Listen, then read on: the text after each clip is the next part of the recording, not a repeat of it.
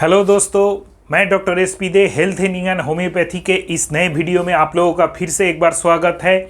आज हम लोग बात करेंगे कुछ important points of BHMS and BAMS counselling, Ayush counselling NEET 2020 के बारे में।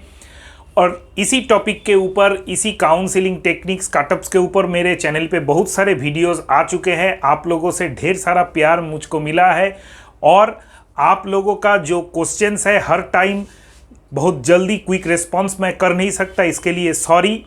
लेकिन मैं कोशिश करता हूं जो भी नया चीज़ बिफोर काउंसिलिंग आप लोगों के सामने, जो ट्रिक्स हैं, जो भी सोर्सेज से, बहुत सारे सोर्सेज से मुझको पता चल रहे हैं, जितने भी एक्सपीरियंस हो रहे हैं, वो आप लोगों को पहुंचाने का, और उसी के ऊपर आज का ये वीडियो मैंने बनाने का कोशिश किया है। अगर आप मेरे चैनल पे नए हैं तो मेरे चैनल को सब्सक्राइब करके बेल आइकन को क्लिक कर दीजिएगा, क्योंकि मैं दोस्तों बिलीव नहीं करता हूँ मार्केट में जितने भी ट्रेंड्स चल रहे हैं कि आपको आपका कट ऑफ बता दिया जाए, एक्सपेक्टेड कट ऑफ बता दिया जाए, आप श्योर हो जाए कि मुझको ये कॉलेज मिल जाएगा, इस कॉलेज में एडमिशन मिल जाएगा। ऐसा कोई टेलर मेड बात बताने का, मैं जो भी आप लोगों के पास इंफॉर्मेशन लाता हूँ वो बहुत ही trusted and verified and homework करके मैं लाने का कोशिश करता हूँ।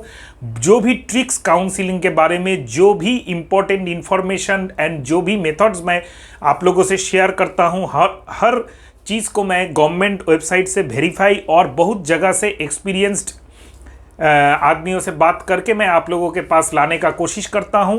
क्योंकि अभी क्या है, जो सिचुएशन चल रहा है, आप जितने भी व्यूअर्स मुझको अभी देख रहे हैं, अगर आप स्टूडेंट हैं तो अच्छा है, वरना आप पेरेंट्स हो सकते हैं या स्टूडेंट के कोई गार्जियंस वगैरह हो सकते हैं। आप लोग सोच रहे हैं मेरे कैंडिडेट को तो इतना कटअप है, इतना रैंक है, उसको ये कॉलेज मिलेगा कि नहीं मिलेगा, क्या होगा कि नहीं होगा, कहाँ जाएंगे, क्या करेंगे। तो इस सिचुएशन में बहुत सारे ऐसे वीडियोस बन चुके हैं कि इतना कटअप एक्सपेक्टेड हो सकता है, इतना कटअप एक्सपेक्टेड हो सकता है, मैंने भी बनाया है। लेकिन देखिए, मैंने ये भी बोला है वीडियो में, जो हर टाइम आप लोगों से मैक्सिमम व्यूअर्स हम लोगों को क्वेश्चंस करते हैं कि मेरा 313 मार्क्स है, XYZ स्टेट में मुझको ये कॉलेज मिलेगा कि मेरा 450 मार्क्स है, ये कॉलेज मिलेगा कि नहीं मिलेगा। अगर आप आयुष कोर्सेस में इंटरेस्टेड है, अगर आप BHMS या BAMS करना चाहते हैं, तो ओवरऑल एक सिचुएशन आपको समझना पड़ेगा। पिछले साल से इस साल क्वालिफाइंग मार्क्स थोड़ा बढ़ा है, इसके ऊपर बेस करके पिछले साल का जो भी कटअप्स के ऊपर बेस करके आप लोगों को प्रेडिक्शन दिया जा रहा है, उसमें से आपको 20 या 30 प्लस करके चलना पड़ेगा। अगर पिछले साल का ट्रेंड हम लोग 2090 का देखें तो मोर और लेस 470 में नेशनल जो जितने भी इंस्टीट्यूट है होम्योपैथी के BHMS के, उनका कटअप रहा था, क्लोजिंग जो कटअप था वो था। तो इस साल आपको पकड़ के चलना पड़ेगा नियर अबाउट 500। जिसको भी 500 कटअप जिसका आया है, जो भी उसका रैंक है, अगर 500 प्लस है तो आपको बहुत ही ज़्यादा चांसेस है राउंड 1 में, ऑल इंडिया कोटा का राउंड 1 में आपको आपका डिज़ायर्ड जो कॉलेज है, जो भी आप नेशनल लेवल कॉलेज जैसे NIH हो गया, national institute of homeopathy Calcutta हो गया, या आपका north eastern institute of Ayurveda and homeopathy हो गया, ये सब कॉलेज में आपका चांसेस पक्का है। अगर इससे कम है, बिलो 500 है, तो आपका चांस थोड़ा वल्नरेबल हो जाता है। अगर बिलो 470 या 460 है तो चांसेस बहुत ही लो हो जाता है। लेकिन वो लोग क्या करें, जिसका 450 है वो क्या करे, क्या सोचे, इवन जिसका 350 भी है वो क्या करें, वो ऑल इंडिया कोटा के लिए लड़े या ना लड़े। तो दोस्तों, इसमें आप लोगों को एक बात समझना है कि जिसका 350 है या जिसका 370 है या जिसका 420 है, वो अगर ये सुने कि 500 से ऊपर में क्लोजिंग रैंक इस साल क्लोज होने वाला है नेशनल लेवल होम्योपैथी कॉलेजेस के बारे में, और BAMS जो है, BAMS आयुर्वेदिक का थोड़ा कटअप ज़्यादा जाता है, शायद उसका भी नेशनल लेवल जितना भी इंस्टीट्यूट है, डायरेक्ट गवर्नमेंट कॉलेज है, डायरेक्ट गवर्नमेंट इंस्टीट्यूट है, नेशनल इंस्टीट्यूट ऑफ आयुर्वेदा हो गया, BHU हो गया, अलीगढ़ हो गया, इसमें जितने भी कटअप क्लोजिंग कटअप इस साल होने वाले हैं, उसका प्रिडिक्शन जनरली बहुत सारे एक्सपर्ट्स ऐसे बोल रहे हैं कि 525 35-50 पे भी क्लोज हो सकता है। तो वो भी क्या करे, उसको तो 450 या 350 मिला है, वो लड़े या ना लड़े। मेरे हिसाब से, मेरे एक्सपीरियंस से, इतने सारे स्टूडेंट्स इतने कमेंट्स करते हैं मेरे यूट्यूब चैनल में। मैंने टेलीग्राम चैनल भी ओपन किया है, आप लोग जरूर मेरा टेलीग्राम चैनल अपने मैं डिस्क्रिप्शन बॉक्स में लिंक्स दे दूंगा, उसमें आप ज्वाइन कर जाइएगा। वो open for discussion for all है, कोई भी उसमें कमेंट कर सकता है, कोई भी डिस्कशन कर सकता है कुछ भी टॉपिक के ऊपर, खास करके जो BHMS एंड BAMS एस्पिरेंट्स है उसके ऊपर। तो वो क्या करे जो 350 या 450 या ये सब रैंक पे है, तो उसको, तो मेरे हिसाब से, मेरे एक्सपीरियंस से, इतना जो वास्ट मैंने आप लोगों से बात किया है और आप लोगों से मुझको एक्सपीरियंस गेन हुआ है, तो आपको लड़ना चाहिए। क्यों लड़ना चाहिए? मुझको तो 420 मिला है, मुझको तो 380 मिला है, मैं ऑल इंडिया कोटा में जाके क्या करूं? ऑल इंडिया कोटा का फीस क्यों भरूं? और वो तो पैसा चला जाएगा तो मैं क्या करूं? ऐसा भी देखा जाता है कि आप कभी कभी अगर किसी का 420 है या 470 है, उसको भी चांस मिल सकता है, क्योंकि क्या ट्रेंड होने ये जो NEET का जो हर साल का ट्रेंड है, ये जनरली एक कटअप का रेंज में रहता है। हर किसी पिछले साल से अगर आप होमवर्क करके चलते हैं तो इस साल आप पछताएंगे नहीं, लेकिन लक खुल भी सकता है। और आपको एक चीज़ जरूर ध्यान में रखना है कि आप ऑल इंडिया कोटा का जो काउंसिलिंग है वो एक एक राउंड खत्म होते ही आपको स्टेट राउंड में जाना पड़ेगा। तो अगर आप स्टेट राउंड में जाना है, जैसे first round of all India quota का काउंसिलिंग खत्म होने पर ही आप जो भी स्टेट में डोमिसाइल है उसका जो काउंसिलिंग है, सपोज वेस्ट बंगाल के आप है या यूपी के आप, वहाँ पे state level Ayush counselling start हो जाएगा। यहाँ का फर्स्ट राउंड खत्म, वहाँ का फर्स्ट राउंड खत्म, यहाँ का सेकंड राउंड खत्म, वहाँ का सेकंड राउंड खत्म, यहाँ का मॉप अप राउंड खत्म, लास्ट जाके स्टेट में आपका मॉप अप राउंड होता है। तो अगर आप यहाँ से एक्सपीरियंस गेन करेंगे, यहाँ से आपका कटअप का एक्सपीरियंस रहेगा, इतना रैंक में इतना मिला इसको, इतना रैंक पे इतना मिला इसको, तो आपका कॉन्फिडेंस लेवल बढ़ेगा। और जो नेक्स्ट राउंड आपका आएगा स्टेट लेवल का, उसमें आपका कॉन्फिडेंस गेन हो जाएगा। ऐसा करते करते आपको आपका डिजायरेबल कॉलेज या अच्छा कॉलेज, डिजायरेबल नहीं भी हो, सेकंड डिजायरेबल भी हो, वो कॉलेज आपको मिलने का चांसेस है। इसमें एक इंपॉर्टेंट बात मैं कर दूं, बहुत सारे ऐसे मेरे व्यूअर्स हैं जिसका बहुत ही लो रैंक आया है, 170, 220 या 150। ऐसा आप लोगों को डरने का भी नहीं है। अगर आप लोग खास करके प्राइवेट कॉलेजेस में जाना चाहते हैं तो आप लोग धैर्य रखिए, पेशेंस रखिए, आप लोगों को प्राइवेट कॉलेज मिलेगा। मेरा एक एक्सपीरियंस है कि मैंने जाना है किसी भी सोर्स से, अगर कोई प्राइवेट BHMS या BAMS कॉलेज में जाना चाहते हैं, वो स्टेट कोटा का जो काउंसिलिंग है उसमें से जाए। क्यों? ये बहुत ही वाइटल एक सवाल आप लोग पूछेंगे मुझको, मैं पहले ही आंसर देने का कोशिश करता हूं, क्योंकि अगर हर एक स्टेट का अलग अलग अपना इंस्टीट्यूशन चलाने का, खास करके जो प्राइवेट कॉलेजेस है उनका अलग अलग नियम होता है। अगर आप ऑल इंडिया कोटा से प्राइवेट कॉलेज में जा रहे हैं तो आपको थोड़ा ज़्यादा फीस लग सकता है, ये श्योर नहीं है। ये आप लोग अपने अपने जो भी प्राइवेट कॉलेज आपने टारगेट किया है, सपोज कोई BAMS कॉलेज में आयुर्वेद में एंट्री लेना चाहता है MP में, मध्य प्रदेश में, और उसमें जाके उसका जो टारगेटेड कॉलेजेस है, एक XYZ, इस कॉलेज में मुझको एडमिशन लेना है, मैं ऑल इंडिया से लूँगा या स्टेट कोटा से लूँगा, मैं सोच रहा हूँ, तो आप उस कॉलेज में जाके उसका जो फीस है, ऑल इंडिया कोटा से जाने से आपको कितना फीस देना पड़ेगा और स्टेट कोटा से जाने से आपको कितना फीस देना पड़ेगा, ये जरूर वेरीफाई कर लीजिएगा।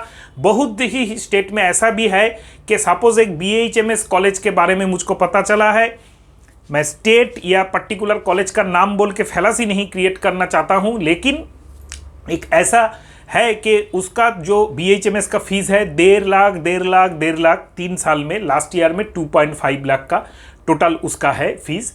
तो वो अगर आप ऑल इंडिया कोटा से आ रहे हैं तो उसमें 3 लाख एक्स्ट्रा लगता है। तो ये कौन आपको वेरीफाई कर देगा? पूरा जो इंडिया है इसका इतना 100 हंड्रेड्स ऑफ 200, 300, 500 जितने भी प्राइवेट कॉलेजेस हैं BHMS या BAMS के, सबके बारे में इंफॉर्मेशन कोई आपको नहीं दे सकता। ये आपको करना है, आपको घर में बैठ के करना है। और जो भी आपका टारगेटेड कॉलेजेस है कि इस प्राइवेट कॉलेज में मैं एंट्री ले लूँगा, मेरा इतना रैंक है तो मुझको तो गवर्नमेंट कॉलेज मिलेगा नहीं, तो मैं इस प्राइवेट कॉलेज में एंट्री लूँगा, तो उस कॉलेज में जाके आप जरूर वेरीफाई कर लीजिएगा काउंसिलिंग से पहले ही कि अगर ऑल इंडिया कोटा से मैं आ रहा हूँ तो मुझको कितना फीस भरना पड़ेगा, और स्टेट कोटा से मैं आ रहा हूँ तो मुझको कितना फीस भरना पड़ेगा। इसमें और एक पॉइंट आता है इसके बाद, जो ऑल इंडिया कोटा से पेड सीट, इन लोगों को कुछ कुछ स्टेट में ऐसा बोला जाता है कि पेड सीट होता है। ऑल इंडिया कोटा में हम लोगों ने पेड सीट दिया है, तो पेड सीट स्टेट कोटा से भी मिलता है। पेड सीट देरी से भर्ती होता है, खास करके प्राइवेट कॉलेजेस के। ये गवर्नमेंट कॉलेजेस का बात मैं नहीं बोल रहा हूँ। Private BHMS and BAMS college में काउंसिलिंग से ही आता है, लेकिन वहाँ पे भी free seat and paid seat का प्रथा किसी किसी कॉलेज में चालू है। तो सपोज आप कोई एक 100 BAMS कॉलेज है जिसका 100 इंटेक कैपेसिटी है, उसने तो 15 सीट ऑल इंडिया कोटा में दे दिया। आपको ये वेरीफाई करना है उस कॉलेज से कि आपने कितना सीट, पेड सीट उस 15 सीट्स में दिया है और स्टेट में आपका कितना पेड सीट है। अगर आपका कैंडिडेट का रैंक लो है, सपोज पकड़ के चलिए 150 है, 152 है, 170 है, तो उसको तो बहुत ही जल्दी कॉलेज नहीं मिलने वाला है। लेकिन वो कॉलेज उसको मिलने का पेड सीट मॉपअप राउंड में स्टेट कोटा में आने का चांसेस बढ़ जाता है, अगर वो पेड सीट स्टेट कोटा में अवेलेबल है तो। फिर उस पेड सीट में भी आपको 2 लाख या 3 लाख ज़्यादा फीस देके आप एंट्री ले सकते हैं। ये मैनेजमेंट कोटा नहीं है। विदाउट NEET एंट्रेंस ले रहे, कोई लेटरल एंट्रेंस, कोई बैकडोर एंट्रेंस, कोई कमीशन एंट्रेंस नहीं है। ये भी एक गवर्नमेंट गाइडलाइन है। फैलासी कहाँ से क्रिएट होता है कि हर लोग ऑल इंडिया कोटा, नीट और नीट का जो काउंसिलिंग है, ऑल इंडिया का जितना सब नियम है, इसको ज़्यादा पढ़ते हैं, इसी को टारगेट करते हैं, इसी के ऊपर जाके स्टेट काउंसिलिंग में पार्टिसिपेट करना चाहते हैं, तो स्टेट काउंसिलिंग में प्रॉब्लम हो जाता है। अभी इंडिया में इतने स्टेट्स हैं, हर स्टेट का थोड़ा थोड़ा अलग काउंसिलिंग का कोई टेक्निक कुछ निकल जाता है, तो उसमें जाके चेंजेस आ जाता है, तो आपको सीट मिलने का या नहीं मिलने का, दोनों का जो प्रोबेबिलिटी है थोड़ा बढ़ या कम हो जाता है। इसीलिए खास करके जो भी कम रैंक वाले हैं, मतलब बिलो 460 से नीचे वाले जितने भी रैंक होल्डर्स ये वीडियो देख रहे हैं, अगर आपका जाना पहचाना कोई इससे कम रैंक वाला आयुष कोर्स में इंटरेस्टेड कोई कैंडिडेट है, तो उनको ये वीडियो शेयर जरूर कीजिएगा कि होमवर्क अपना डोमिसाइल स्टेट के बारे में बहुत ही अच्छा से करें, कि पर्टिकुलर कोई यूपी का डोमिसाइल है तो यूपी का आयुष जो काउंसिलिंग है उसका टेक्निक्स क्या है, उसका डिस्ट्रीब्यूशन ऑफ सीट्स क्या है, और उसका पेमेंट ऑफ फीस का एग्जैक्ट जो नियम है वो क्या है। अगर आपको गवर्नमेंट जितने भी वेबसाइट्स हैं पर्टिकुलर स्टेट का आयुष काउंसिलिंग के, वहाँ से पूरा कॉन्क्रीट इंफॉर्मेशन मिलने के बाद भी कोई डाउट रहता है, तो आप जो अपना टारगेटेड कॉलेजेस है, सपोज यूपी का बात कर ले तो यूपी का BAMS या BHMS कॉलेज, जो भी आपका टारगेट है कि BAMS में मुझको यूपी में एंट्री लेना है, तो BAMS कॉलेजेस का एक लिस्ट आप गूगल में ढूंढ लीजिए, वहाँ पे जाके कांटेक्ट कीजिए, फ़ोन कीजिए, ईमेल कीजिए और पूछ लीजिए कि कितना पेड सीट है, कितना फ्री सीट है। दोनों पेड एंड फ्री सीट्स आपका काउंसिलिंग से मिलेगा कि नहीं मिलेगा, स्टेट कोटा के काउंसिलिंग से, और कितना फ्री सीट में आपको कितना पैसा, हम लोगों को कितना पैसा देना पड़ेगा, और पेड सीट में भी कितना पैसा देना पड़ेगा। इसी के साथ साथ एक क्वेरी और ज़्यादा और कर लीजिएगा, मैनेजमेंट कोटा आप लोगों के कॉलेज में है कि नहीं है, और मैनेजमेंट कोटा में कितना पैसा देना पड़ेगा, वो भी नीट काउंसिलिंग जो स्टेट कोटा का है वहाँ से होगा कि नहीं होगा,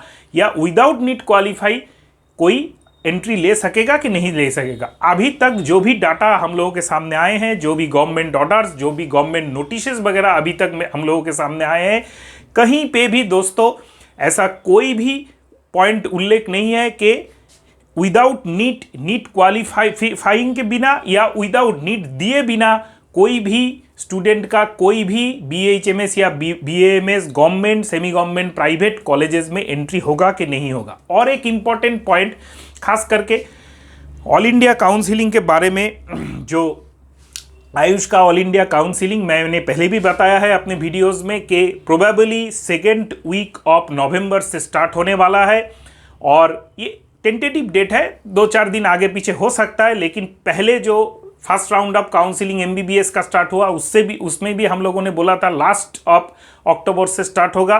तो वही हुआ, 28 अक्टूबर से स्टार्ट होगा। शायद ये भी सेकेंड वीक ऑफ नवंबर, जो प्रेडिक्शंस है हर लोग बोल रहा है, मैं भी बोल रहा हूँ, उसी से स्टार्ट होगा। उससे पहले जो उन लोगों का जो नियम अभी आज ही सुबह अपलोड हुआ है, एक जो लेटेस्ट इंफॉर्मेशन है, जो गाइडलाइंस है पीडीएफ फॉर्मेट में, कोई भी जो AACCC वेबसाइट है, AACCC वेबसाइट है, उसमें जाके डाउनलोड करके पढ़ सकते हैं। राइट साइड में वेबसाइट खुलने के बाद राइट साइड में 2 डॉक्यूमेंट अपलोड हुआ है, उसमें जाके पीडीएफ में क्लिक करके आप लोग पढ़ सकते हैं। उसमें से एक इंपॉर्टेंट बात, 2-3 इंपॉर्टेंट बात मुझको पता चला है, वो मैं खास करके आप लोगों से शेयर करने वाला हूं। ध्यान से सुनिएगा दोस्तों, हर किसी कैंडिडेट को ये काम में आएगा। एक है, what is the permissibility to student to exercise fresh choices during counselling.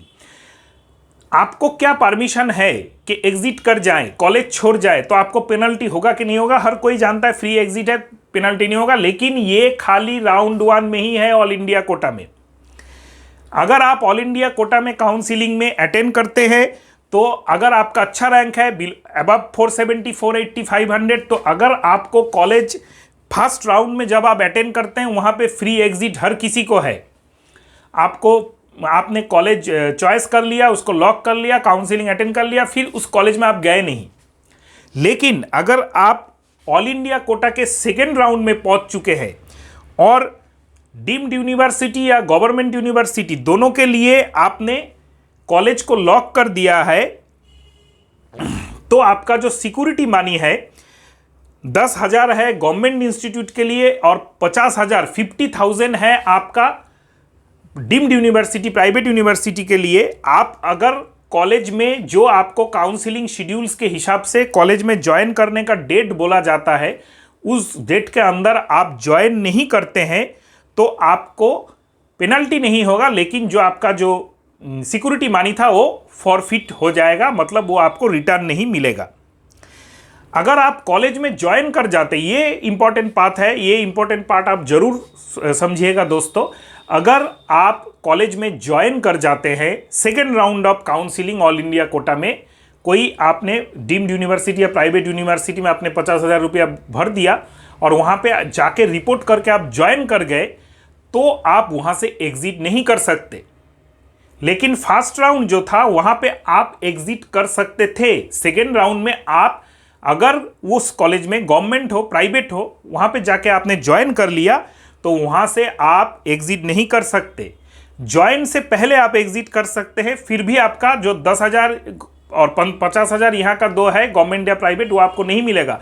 अगर आप ज्वाइन कर जाते हैं सेकेंड राउंड में, तो आपको वो पैसा तो मिलेगा ही नहीं, आप कॉलेज भी नहीं छोड़ सकते।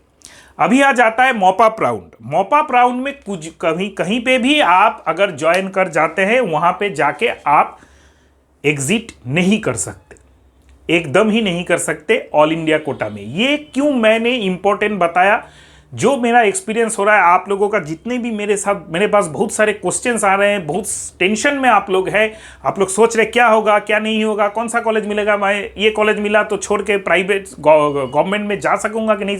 तो इसीलिए मैं इंपॉर्टेंट दे रहा हूँ।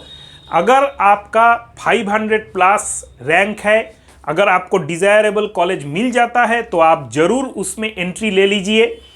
नहीं मिलता है तो सेकेंड राउंड में आप जरूर आ जाइए। और यहाँ पे एक फैलासी क्रिएट हो जाता है कि मेरा तो 350 रैंक है, मैं ऑल इंडिया कोटा या स्टेट कोटा कहीं पे भी आप जाइए, जब राउंड्स चलते हैं आपको ये सोच दिमाग में आएगा कि अभी तो मुझको ये प्राइवेट कॉलेज मिल रहा है, गवर्नमेंट तो मुझको मिलने से रहा, ये प्राइवेट कॉलेज मिल रहा है। ऐसा ना हो कि सेकेंड राउंड में जाके ये प्राइवेट कॉलेज मुझको ना मिले।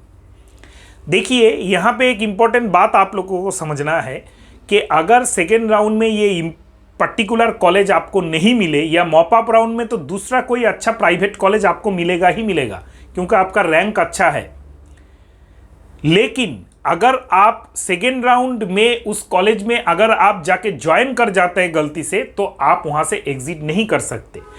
ऑल इंडिया कोटा का तो यही रूल है जो मैंने आप लोगों को बताया। आप कैसे आप वो डॉक्यूमेंट डाउनलोड करके पढ़ सकते हैं, मैंने ये भी बताया।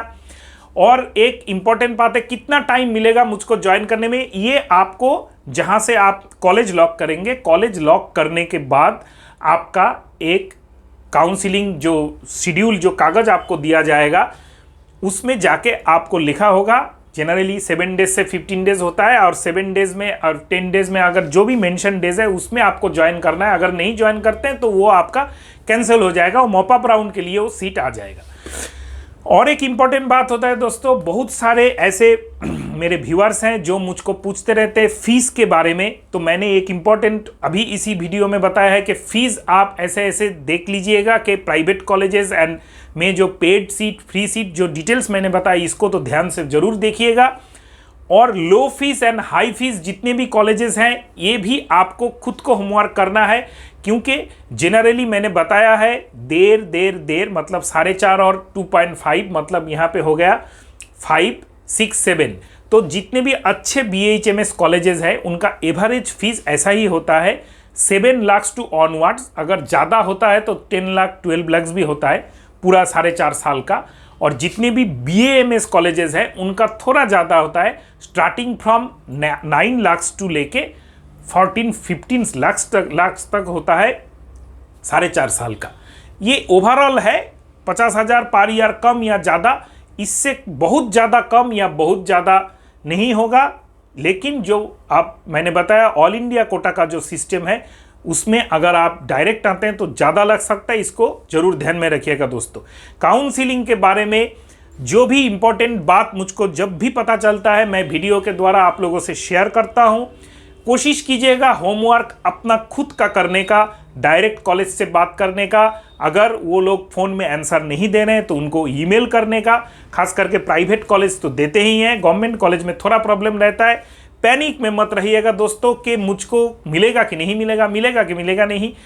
कोशिश कीजिएगा अंत तक लड़ने का, ये सबसे इम्पोर्टेंट है। Stage by stage and with patience आपको धैर्य रख के मॉपअप राउंड तक आपको स्टेट कोटा का जाना है। और अगर कुछ क्वेश्चंस और कुछ डिफिकल्टी आता है तो कमेंट बॉक्स में कमेंट कीजिएगा, मेरा टेलीग्राम चैनल पे ज्वाइन कीजिएगा, उसमें कमेंट कर सकते हैं। वहाँ पे आप अपने ही जैसे बहुत सारे स्टूडेंट से बात कर सकते हैं और अपना सॉल्यूशन खुद से भी निकाल सकते हैं। तो थैंक यू दोस्तों, बाय बाय।